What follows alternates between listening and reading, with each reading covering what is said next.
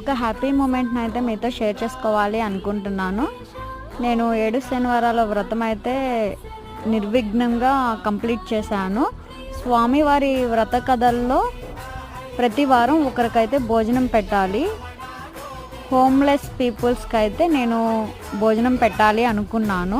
అందుకని 7 వారాలు కంప్లీట్ అయిన తర్వాత 8వ వారం అయితే ఇలా ఒక్క పూటైనా హోమ్లెస్ పీపుల్స్కి కొంతమందికైనా భోజనం పెట్టాలన్న ఉద్దేశంతో ఇంకా నేనైతే ఇలా చేశానన్నమాట. నాకు చాలా హ్యాపీ అనిపించింది. ఈ మెసేజ్ అయితే అందరికీ రీచ్ అవ్వాలని నేను ఈ వీడియో అయితే పోస్ట్ చేస్తున్నాను. వేరేగా అయితే అనుకోవద్దు.